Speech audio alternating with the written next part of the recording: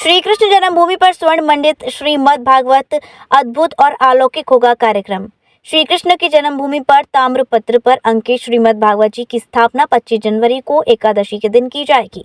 इस संबंध में जानकारी देते हुए श्री कृष्ण जन्म स्थान सेवा संस्थान के पदाधिकारियों ने बताया कि सेवानिवृत्त IAS डॉक्टर सुब्रमण्यम लक्ष्मी नारायण एवं उनकी धर्मपत्नी सरस्वती लक्ष्मी नारायणम ने अपनी जीवन भर की जमा पूंजी से स्वर्ण मंडित श्रीमद् भागवत जी की स्थापना का संकल्प लिया था, जो 25 जनवरी को श्री कृष्ण जन्मभूमि पर साकार होगा। इस संबंध में श्री कृष्ण जन्म स्थान सेवा संस्थान के सचिव कपिल शर्मा ने जानकारी देते हुए बताया कि श्री कृष्ण जन्म स्थान के भागवत भवन में श्रीमद् भागवत के स्वर्ण मंडित प्रारूप को स्थापित कराया जाएगा। शास्त्रीय मर्यादाओं और विधि विधान के अनुसार आयोजित होने वाले इस कार्यक्रम की छटा अद्भुत और अलौकिक होगी। वहीं इस संबंध में सेवानिवृत्त IAS डॉक्टर सुब्रमण्यम लक्ष्मी नारायण ने बताया कि वह पूर्व में श्री रामचरितमानस के स्वर्ण मंडित संस्करण को अयोध्या धाम में विराजमान करा चुके हैं और अब वह श्रीमद् भागवत जी के प्रारूप को स्थापित करा रहे हैं। इस संबंध में श्री कृष्ण जन्म स्थान सेवा संस्थान के सदस्यों से सुनना चाहते हैं। शुक्रवार को कार्यक्रम का शुभारंभ विश्राम घाट पर मां यमुना के पूजन अर्चन के साथ होगा। यमुना पूजन के बाद विश्राम घाट से भव्य शोभा यात्रा निकाली जाएगी, जो श्री कृष्ण जन्म स्थान पर संपन्न होगी। जैसे आपसे निवेदन किया, मैं भागवत का पाठ रोज करता हूँ शाम के समय, और मैं तो छोटा सा एक भक्त हूँ, तो मेरे भागवत जो मैं पढ़ रहा हूँ उसका मीनिंग के साथ पढ़ता हूँ। मीनिंग भी उसमें गीता प्रेस की किताब में लिखा हुआ है, उसको भी पढ़ता हूँ। तो मेरे धर्मपत्नी उसके श्रोता बन के रोज सुनती है।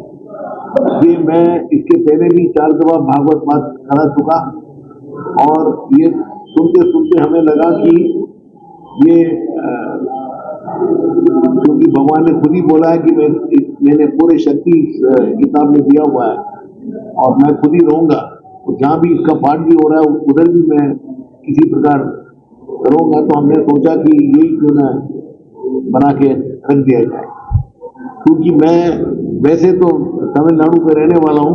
तो हमने पहले प्रयास या सोचा कि वहाँ करेंगे, फिर सोचा कि बड़े पुण्य स्थल भारतवर्ष में सबसे बड़े कृष्ण जी के लिए 4 माने जाते हैं, या विष्णु जी के लिए एक तो सबसे पहले तो मथुरा आता है, उसके बाद पुरी, फिर मद्रास में गुरुवायूर, और एक बद्रीनाथ। तो फिर प्रयास करते करते इत्तेफाक से इनका रेफरेंस हमें मिला। तो इन्होंने मेरे शक्ल तक भी नहीं देखा। मैंने कहा मैं लक्ष्मण नारायण बोल रहा हूँ सर, ये ऐसे मेरे मन में ये है। इसे बिल्कुल स्वागत है, आप आइए, मथुरा पधारिए और देखिए, और जहाँ भागवत भवन यहाँ बना हुआ है उधर ही इसको रखवाएंगे, और उधर व्यास जी भी बैठे हुए हैं। तो सर इससे बढ़िया तो हमें क्या प्रेरणा। किस तरीके से तैयारियां करवाई गई?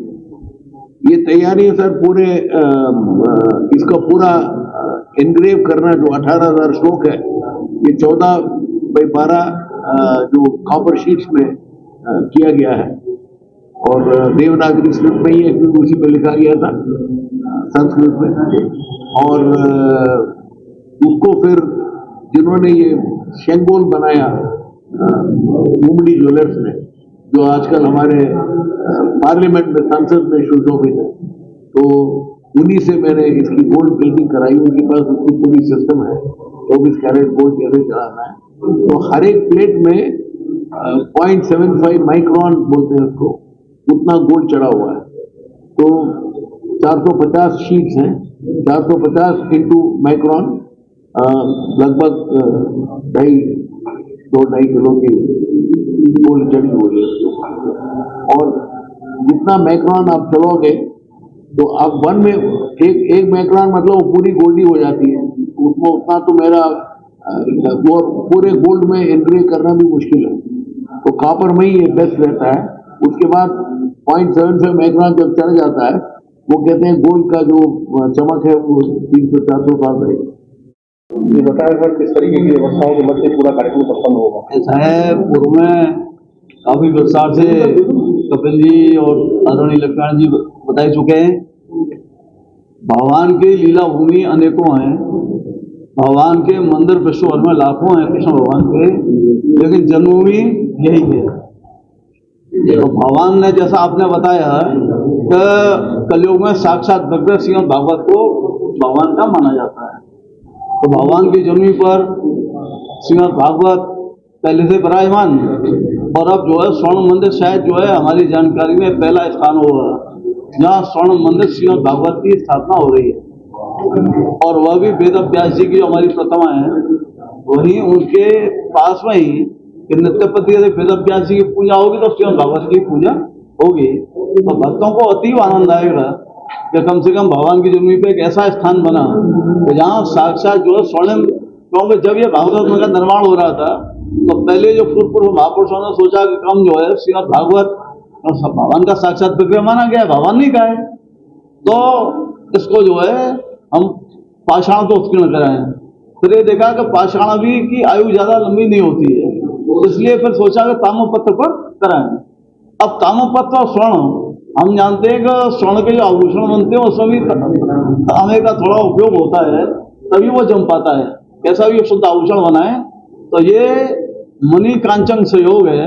और आदरणीय लक्ष्मीनारायण जी को ऐसी प्रेरणा मिली कि साक्षात भगवान के साक्षात विग्रह को यहाँ स्थापित भागवतों में कर रहे हैं, तो इससे ज्यादा पुण्य का कार्य नहीं हो सकता है। कल पहले विश्राम घाट पर, क्योंकि हमारे यहाँ कहा गया है न विश्राम समोतीर्थ, तो यमुना जी का विश्राम घाट जहाँ तीर्थ कोई दुनिया में नहीं है, यमुनोत्री के बाद सबसे बड़ा पुण्य तीर्थ है विश्राम घाट।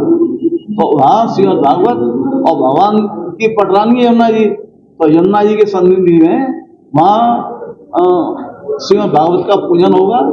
आदरणीय लक्ष्मण जी सपत्नी पूजन करेंगे, हम लोग भी रहेंगे, और पूजन के बाद में हमारी माता है मंगल कलश लेकर के सभी को मंगल प्रदान भी बनवाए गए हैं, और लेकर के वहां से शोभा यात्रा प्रस्थान करेगी। शोभा यात्रा हमारी जो है जैसे आपको बताया कि सुंदर बैंड होंगे, कीर्तन मंडलियां होंगी, इन सबको साथ में लेकर के, और वो शोभा यात्रा जन्मस्थान पर जहाँ जब वो पधारेंगी श्रीमद् भागवत जी तो उनका स्वागत किया जाएगा। और एकादशी के दिन सबसे पुण्य वैष्णवों का जो तिथि मानी जाती है और सप्तला एकादशी है, तो बड़ा पुण्य का समय वो प्रातःकाल शुभ मुहूर्त में वह जो है श्रीमद् भागवत जी भगवान के श्री विग्रह के सामने और भागवत जी की सन्निधि में और उनमें स्थापित होंगे। तो सभी से प्रार्थना है कि मथुरा के लिए एक बहुत अभूतपूर्व एक क्षण है, और ज्यादा से ज्यादा लोग उसमें पधारे शोभा यात्रा में भगवान के कीर्तन करते हुए और शोभा यात्रा का स्वागत करते हुए, जिससे ये संदेश देखते हैं। वैसे तो आपके प्रेस के माध्यम से ही ये काफी चर्चा सब्जेक्ट हो जाएगी, कल भी आप लोग पधारेंगे क्यों व्यंगम शोभा यात्रा होगी। शायद 1 या 8 माताएं विश्राम घाट से कलश यात्रा लेकर के शायद ही कभी निकली होंगी, और 1 से 8 संत जो है बिल्कुल अपनी जो है उसी तुमल भगवान का जो कीर्तन करते हुए, और फिर संगेरी मठ के तो सबसे पूज्य स्थान है दक्षिण भारत में, हमारे 4 स्थान है, उनमें संगेरी मठ का भी विशेष स्थान है। तो वहां से वहां के जो पूज्य शंकराचार्य महाराज हैं, उन्हीं से आप प्रेरित हैं, उनके मठ से ही कुछ संत आ रहे हैं।